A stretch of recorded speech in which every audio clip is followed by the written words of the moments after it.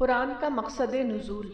مدیکار محمد بشیر، جن کا تعلق وانم باڑی سے ہے، انہوں نے لکھا، کہا جاتا ہے کہ قرآن کا مقصد نزول یہ ہے کہ سوسائٹی کے کسی بھی فرد پر ظلم نہ ہو اور کوئی مظلوم داد رسی اور فریاد سے محروم نہ ہو، کوئی شخص بھوکا نہ سوئے، اور معاشی اعتبار سے مسلمانوں میں ایسا تفاوت نہ رہے کہ ایک کی حالت یہ ہو کہ اسے اپنے مال و زر کے انبار کے حساب کی فرصت نہ ہو اور دوسرا نانے جوے کو ترسے، ایک کے پاس کوٹھیوں اور بنگلوں کی بہتات ہو تو دوسرے کو سر چھپانے کے لیے جھونپڑی بھی میسر نہ ہو۔ قرآن کریم کے نزول کا مقصد مختصراً یہ ہے کہ انفرادی زندگی میں اس کی تعلیمات پر عمل ہو اور اجتماعی زندگی میں بھی، اور جب تک اس پر عمل نہیں اس وقت تک ہمارا قرآن کریم پر ایمان لانے اور اس کی تعظیم و تکریم کرنے کا دعویٰ بے جان ہے۔ راقم الحروف کے نزدیک قرآن کا مقصد نزول کیا ہے کہ سوال کا جواب خود قرآن میں ڈھونڈنا چاہیے۔ یہ ایک غیر علمی طریقہ ہے کہ آدمی خود اپنے ذہن میں ایک نقشہ بنائے اور اس کو قرآن کے اوپر چسپاں کر دے۔ اس پہلو سے قرآن کو دیکھا جائے تو قرآن میں اس کا جواب ان الفاظ میں ملتا ہے، تبارک الذی نزل الفرقان علی عبدہ لیکون للعالمین نذیرا۔ اس آیت کے مطابق قرآن کے نزول کا مقصد انذار یعنی وارننگ ہے، یعنی یہ کہ انسان اپنی زندگی کو صحیح نشانے پر لگائے۔ یہ صحیح نشانہ آخرت کی تعمیر ہے۔ یہ نشانہ حقیقت واقعہ کی بنیاد پر بنتا ہے۔ تخلیقی نقشے کے مطابق موجودہ دنیا میں انسان ایک محدود مدت تک رہتا ہے، اس کے بعد وہ آخرت کی دنیا میں چلا جاتا ہے جو کہ اس کی ابدی قیام گاہ ہے۔ موجودہ دنیا میں جو مسائل ہیں وہ مسائل نہیں ہیں بلکہ وہ چیلنج ہیں۔ یہ چیلنج اس لیے ہیں کہ انسان کو متحرک کیا جائے۔ انسانی زندگی میں مسائل اس لیے پیش آتے ہیں کہ وہ اس کے لیے محرک یعنی انسینٹو کا کام کرے۔ تخلیق کے مطابق موجودہ دنیا جدوجہد کے اصول پر قائم ہے۔ اگر جدوجہد نہ ہو تو دنیا میں ہر طرف جمود یعنی اسٹیگنیشن کا ماحول قائم ہو جائے گا۔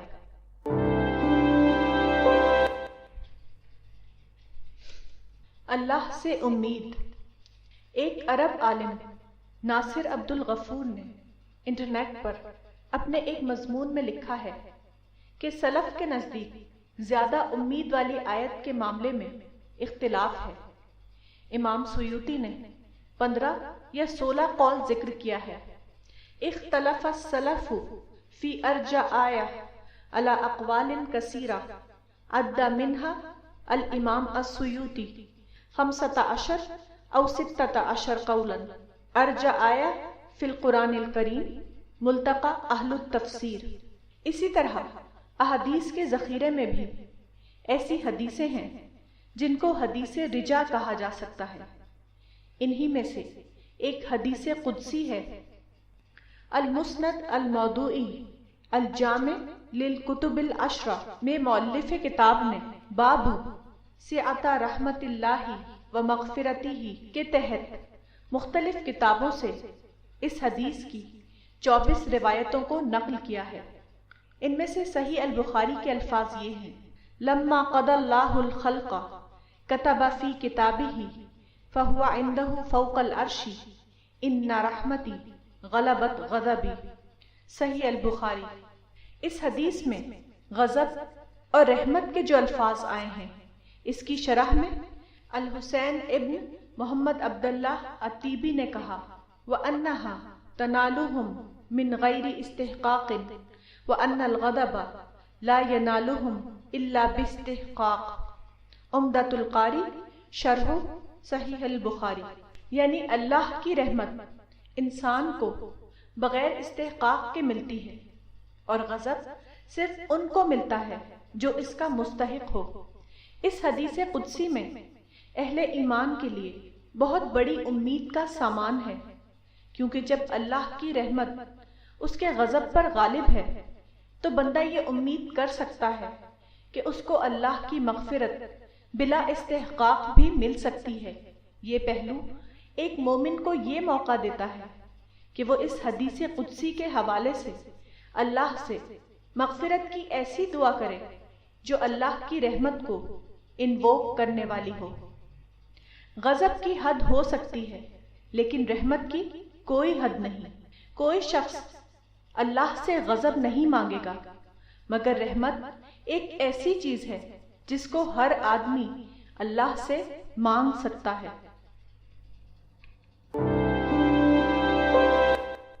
شخصیت انسانی۔ قرآن کی ایک آیت وہ ہے جس کو آیت امانت کہا جاتا ہے۔ یہاں اس سلسلے کی 2 آیتوں کا ترجمہ دیا جاتا ہے۔ ہم نے امانت کو آسمانوں اور زمین اور پہاڑوں کے سامنے پیش کیا تو انہوں نے اس کو اٹھانے سے انکار کیا اور وہ اس سے ڈر گئے، اور انسان نے اس کو اٹھا لیا۔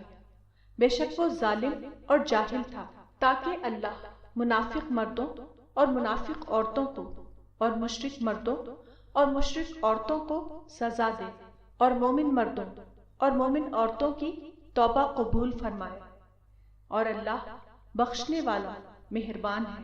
اس آیت میں انسان کی خصوصی تخلیق کے معاملے کو بتایا گیا ہے۔ امانت کا لفظی مطلب ٹرسٹ ہے۔ اس کائنات میں اللہ کامل معنوں میں اختیار رکھتا ہے۔ اختیار میں کوئی اللہ کا شریک نہیں۔ اس اختیار کا ایک بہت چھوٹا حصہ انسان کو خصوصی طور پر دیا گیا ہے۔ انسان کو یہ اختیار بطور حق نہیں دیا گیا ہے، بلکہ وہ انسان کو بطور ذمہ داری دیا گیا ہے۔ انسان سے یہ مطلوب ہے کہ وہ اختیار کے باوجود اپنے آپ کو بے اختیار بنا لے۔ وہ خود عائد کردہ پابندی یعنی سیلف امپوزڈ ڈسپلن کا نمونہ بنے۔ یہی اس دنیا میں انسان کا ٹیسٹ ہے، اور اسی ٹیسٹ میں پورا اترنے پر انسان کے لیے جنت مقدر کی گئی ہے۔ امانت کا یہ معاملہ ایک بے حد نازک معاملہ تھا، اسی لیے زمین و آسمان اس کا حامل بننے کے لیے تیار نہیں ہوئے۔ انہوں نے زبان حال سے اس ذمہ داری کو اٹھانے سے انکار کر دیا۔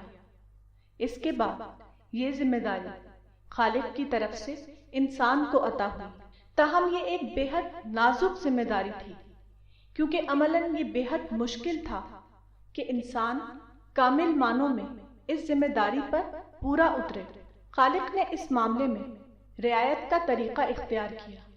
اس نے یہ فیصلہ فرمایا کہ جو انسان توبہ کا ثبوت دے اس کے ساتھ خالق خصوصی رحمت کا معاملہ فرمائے گا۔ یہی وہ حقیقت ہے جو ایک حدیث قدسی میں ان الفاظ میں بیان کی گئی ہے، ان رحمتی غلبت غضبی، صحیح بخاری۔ مذکورہ آیت بتاتی ہے کہ انسان اگر توبہ کا ثبوت دے تو خالق کے نزدیک وہ قابل معافی قرار پائے گا۔ توبہ کا لفظی مطلب ہے لوٹنا، یعنی غلطی کے بعد شدید ندامت کا احساس ہونا، اپنی غلطی کا نہایت شدید انداز میں اعتراف کرنا۔ غلطی کرنے کے بعد شدید انداز میں اصلاح کا طالب بننا۔ اگر انسان کے اندر یہ شدید اعتراف پیدا ہو جائے تو وہ خالق کے سامنے بندے کی طرف سے ایک قابل قبول عذر بن جائے گا۔ خالق اپنی رحمت کے ساتھ بندے کی طرف دوبارہ لوٹ آئے گا۔ یہی مطلب ہے اس بات کا کہ اللہ کے غضب کے اوپر اس کی رحمت غالب ہے۔ توبہ دراصل ندامت یعنی ریپینٹنس کا دوسرا نام ہے۔ غلطی کرنے کے بعد جب انسان کے اندر شدید ندامت پیدا ہو تو اس کی پوری شخصیت کے لیے ایک دھماکہ کے ہم مانی ہوتی ہے۔ اس کے بعد آدمی کا پورا وجود ہل جاتا ہے۔ اس کے بعد انسان کے اندر اپنی اصلاح کا جذبہ ہمالیائی اسپرٹ کے ساتھ جاگ اٹھتا ہے۔ اس کے بعد انسان کے اندر ایک نیا عمل یعنی پروسیس جاری ہوتا ہے جو اس کی پوری شخصیت کو ایک نئی شخصیت بنا دیتا ہے۔ اس قسم کی توبہ اپنے آپ میں ایک اعلیٰ درجے کا عمل ہے۔ ایسی توبہ انسان کو پہلے سے بھی زیادہ قابل قدر بنا دیتی ہے۔ اس کے بعد انسان کی سوچ، اس کا بولنا اور اس کا کردار سب ایک نئے رنگ میں رنگ جاتا ہے۔ اس کے بعد انسان کے اندر ایک نئی شخصیت ایمرج کرتی ہے۔ اس کے بعد انسان کے ذہنی ارتقاء یعنی انٹلیکچوئل ڈیولپمنٹ میں بہت زیادہ اضافہ ہو جاتا ہے۔ اب اس کا ذکر اعلیٰ ذکر بن جاتا ہے۔ اب اس کی دعا اعلیٰ دعا بن جاتی ہے۔ اب اس کا شکر اعلیٰ شکر بن جاتا ہے۔ اب اس کے اندر ایک تخلیقی شخصیت یعنی کریٹو پرسنالٹی جاگتی ہے۔ اس قسم کی توبہ جب کسی انسان کو حاصل ہو جائے تو وہ پہلے سے بھی زیادہ رب العالمین کے لیے قابل قبول انسان بن جاتا ہے۔ اسلامی حکومت۔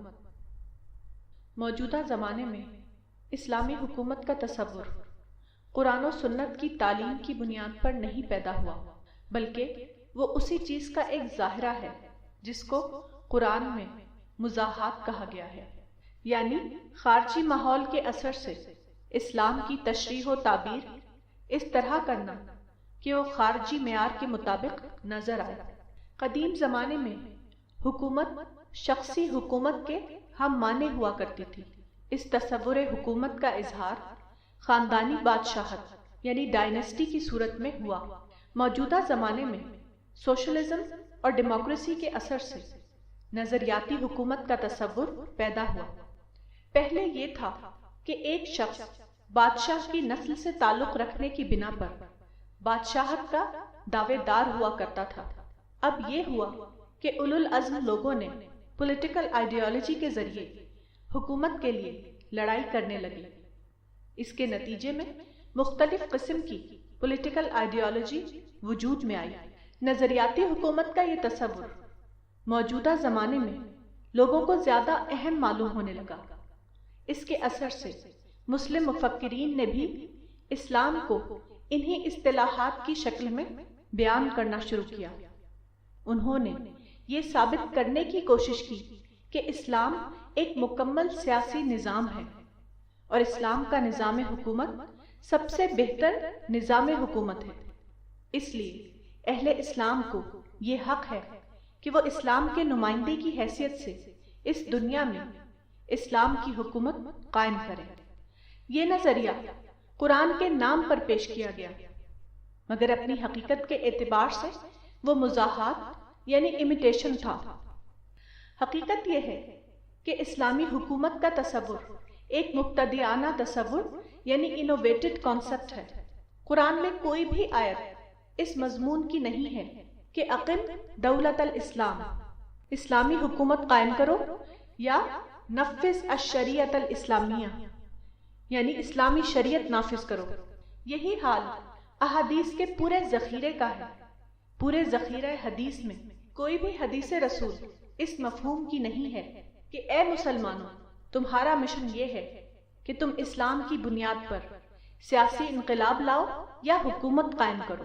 قرآن کے مطالعے سے معلوم ہوتا ہے کہ سیاست کے معاملے میں اسلام کا نشانہ کوئی مخصوص نظام حکومت قائم کرنا نہیں ہے، بلکہ سیاست کے معاملے میں اسلام کا اصل نشانہ صرف تمکین فی الارض ہے۔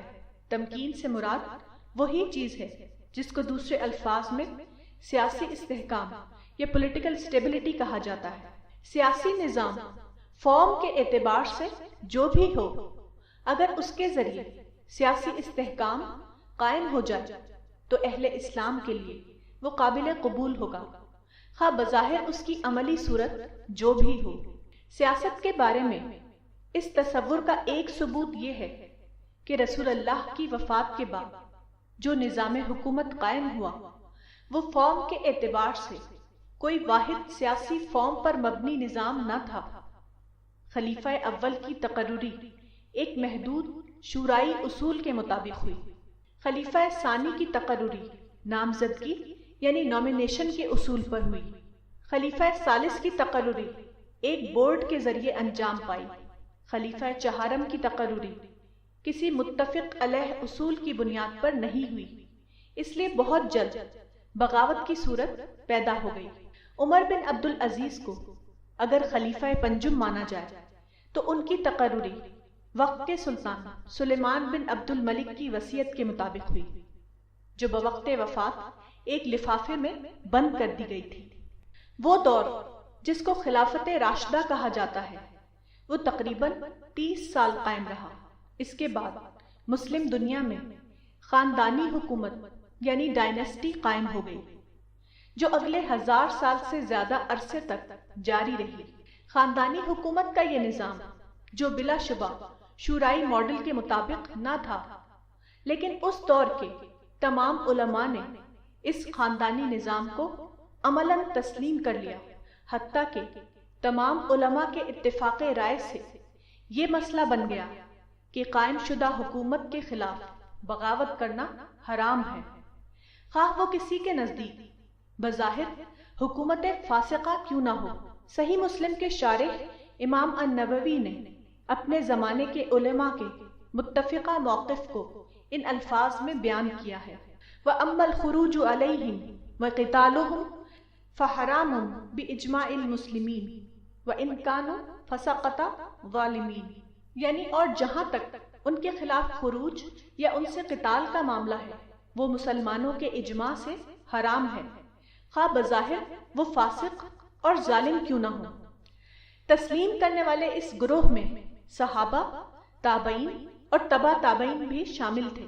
اس کا سبب یہ ہے کہ خاندانی حکومت کا نظام اگرچہ شورائی ماڈل کے مطابق نہ تھا، لیکن اس کے ذریعے مطلوب سیاسی استحکام حاصل ہو رہا تھا۔ اس کے ذریعے امن کی حالت قائم ہو گئی اور یہ ممکن ہو گیا کہ اس کے تحت ہر قسم کی دینی سرگرمیاں جاری رکھی جا سکیں۔ اس معاملے میں علماء کے اس متفق علیہ مسلک کا سبب کیا تھا؟ یہ سبب پریکٹیکل وزڈم کے اصول پر قائم تھا، یعنی زیادہ بڑی برائی گریٹر ایول سے بچنے کے لیے چھوٹی برائی یعنی لیسر ایول پر راضی ہو جانا۔ اسی حقیقت کو فقہا احون البلیتین کی اصطلاح میں بیان کرتے ہیں، یعنی بڑی مصیبت سے بچنے کے لیے چھوٹی مصیبت پر راضی ہو جانا۔ مگر اسلامی حکومت کے مبتدیانہ تصور نے موجودہ زمانے میں مسلمانوں کو اتنا بڑا نقصان پہنچایا کہ اتنا بڑا نقصان اسلام کی پوری تاریخ میں شاید کسی نظریے نے نہیں پہنچایا۔ اسلامی حکومت کے اس خود ساختہ تصور کا یہ نتیجہ ہوا کہ مسلمانوں کا دینی نشانہ بدل گیا۔ قرآن و سنت کے مطابق اہل اسلام کا دینی نشانہ اصلاً صرف ایک تھا، تزکیہ ذات یعنی سیلف پیوریفیکیشن، لیکن اس نام نہاد انقلابی نظریے نے اس کے بجائے مسلمانوں کو یہ نشانہ دے دیا کہ وہ سیاسی حکمرانوں سے لڑ کر ان سے اقتدار کی کنجیاں چھین لیں اور پھر اقتدار کے منصب پر قبضہ کر کے اپنے مفروضہ نظام کو عملاً قائم کریں۔ اس کا معکوس نتیجہ فطری طور پر یہ ہوا کہ اقتدار کی سیٹ پر قبضہ تو نہ ہو سکا، البتہ مختلف قسم کی برائیاں مسلم معاشرے میں پھیل گئیں، مثلاً دینی نشانے کا بدل جانا، مسلم امت کا دو متحارب گروہوں میں تقسیم ہو جانا، اسلام کی پرامن تصویر کے بجائے پرتشدد تصویر یعنی وائلنٹ امیج کا بن جانا وغیرہ۔ مزید یہ کہ اس نام نہاد سیاسی تشریح کو قرآن سے ثابت کرنے کے لیے قرآن کے سنجیدہ مطالعے کا مزاج ختم ہو گیا۔ اب مسلمانوں میں بڑے پیمانے پر غلط ذہن عام ہو گیا ہے، وہ قرآن کی آزادانہ تفسیر کو درست تفسیر سمجھنے لگے۔ قرآن میں طاغوت شیطان کے معنی میں استعمال ہوا تھا، اس کو سیاسی لیڈر کے معنی میں لیا جانے لگا۔ قرآن میں حکم کا لفظ فوق الطبیعی اقتدار یا سپر نیچرل پاور کے معنی میں استعمال ہوا تھا۔ اب اس کو سیاسی اقتدار یا پولیٹیکل پاور کے معنی میں لے لیا گیا۔ قرآن میں دین کا لفظ مذہب کے معنی میں استعمال ہوا تھا، اس کو اسٹیٹ کے معنی میں لے لیا گیا وغیرہ۔ جنت کا سماج۔ قرآن میں جنت کو دارالسلام کا نام دیا گیا ہے، یعنی امن کا گھر، ہوم آف پیس۔ اسی طرح قرآن میں بتایا گیا ہے کہ جنت حسن رفاقت کا سماج ہوگا، یعنی اچھے تعلق، گڈ ریلیشن شپ کا سماج۔ اس سے معلوم ہوتا ہے کہ جنت میں داخلے کی شرط کیا ہے، وہ کون لوگ ہیں جو جنت کی معیاری دنیا میں داخل کیے جائیں گے۔ جنت میں داخلے کا فیصلہ قوم یا گروہ کی بنیاد پر نہیں ہوگا، بلکہ افراد کی بنیاد پر ہوگا۔ پوری تاریخ سے ایسے افراد منتخب کیے جائیں گے جن کے اندر جنت والے اخلاق پائے جائیں، وہ افراد جن کا دل نفرت کے جذبات سے خالی ہو، وہ افراد جو دوسروں کے ساتھ کامل امن کے ساتھ رہ سکیں، وہ افراد جن کے اندر دوسروں کے بارے میں خیر خواہی کا جذبہ پایا جاتا ہو، وہ افراد جو شکایت کی نفسیات سے مکمل طور پر خالی ہوں، جو تمام انسانوں کو اپنا سمجھیں، کوئی انسان ان کو غیر دکھائی نہ دے، وہ افراد جو قابل پیشن گوئی کردار یعنی پریڈکٹیبل کیریکٹر کے حامل ہوں۔ ایسے افراد کے مجموعے سے جو معیاری دنیا بنے گی، اسی کو جنت کہا گیا ہے۔ اسلامی تحریک کا نشانہ اسٹیٹ کو اسلامائز کرنا یا اسلامائزیشن آف اسٹیٹ نہیں ہے، بلکہ اسلامی تحریک کا نشانہ افراد کا اسلامائزیشن ہے۔ اسلامی تحریک کا نشانہ دنیا میں معیاری سماج بنانا نہیں ہے، بلکہ اسلامی تحریک کا نشانہ یہ ہے کہ ایسے افراد تیار کیے جائیں جن کے مجموعے سے آخرت میں معیاری جنت کی تشکیل کی جا سکے۔ جنت اعلیٰ سرگرمیوں کی جگہ ہے۔ جنت میں داخلہ صرف ان افراد کو ملے گا جنہوں نے موجودہ دنیا میں اپنے قول و عمل سے یہ ثابت کیا ہو کہ وہ جنت کی اعلیٰ سرگرمیوں میں حصہ لینے کے قابل ہیں۔ جنت میں وہ تمام مثبت سرگرمیاں اپنی کامل صورت میں پائی جائیں گی جو دنیا میں پائی جاتی تھی۔ جنت میں داخلہ صرف ان افراد کو ملے گا جنہوں نے دنیا کی سرگرمیوں کے دوران اپنے آپ کو ان اعلیٰ سرگرمیوں میں حصہ لینے کا اہل ثابت کیا ہو۔